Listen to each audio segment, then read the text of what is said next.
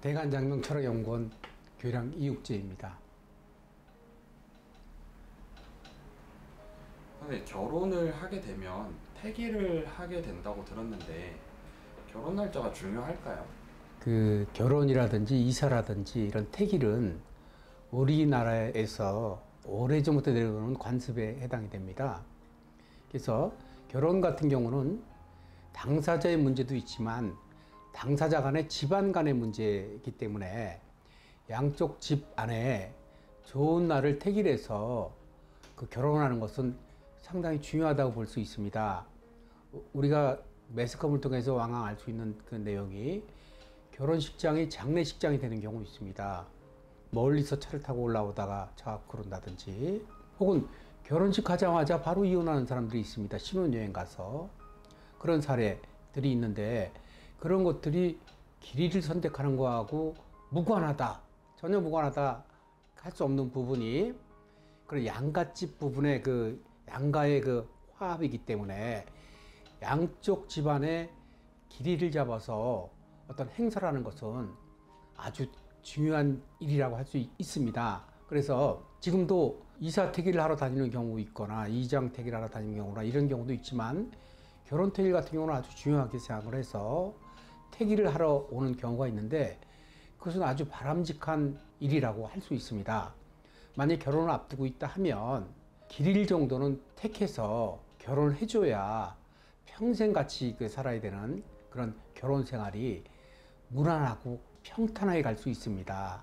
결혼할 때 택이라는 것은 아주 중요하니까 택일을 하지 않고 그냥 예식장 잡기 편한 날에 하지 마시고 고려하셔서 택일을 하시고 결혼하시는 걸 한번 생각해 보시기 바랍니다.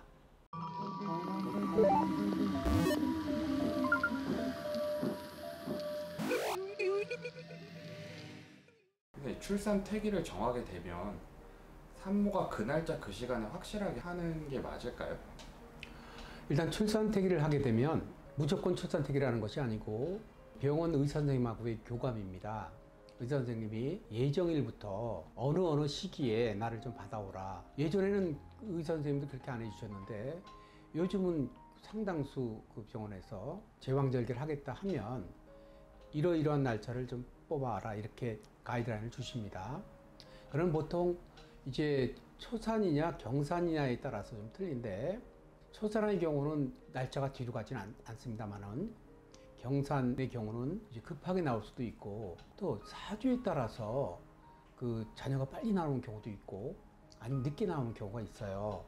그래서 출산 예정일이 정해져서 의사 선생님하고 그 날짜를 조율을 하게 되면 보통 2주에서 1주 전, 초산 정도는 여기 좋고, 또 경우에 따라서는 그 3주 전, 3주 이전 같은 경우는 의사 선생님이 반륙이 안 됐다고 해서 싫어하는 경우가 있지만, 2주 근접한 그런 날에서는 또 해주는 경우가 있습니다. 그래서 그렇게 조율을 해서 정해진 날 중에 베스트 날을 잡는 겁니다. 최고의 날. 산모님에 따라서는 아주 좋은 날이 많이 나오는 경우가 있고, 어떤 산모님 같은 경우는 좋은 날에 해당 안 되는 경우가 있습니다. 그런 경우에는 보통 이런 경우도 있습니다.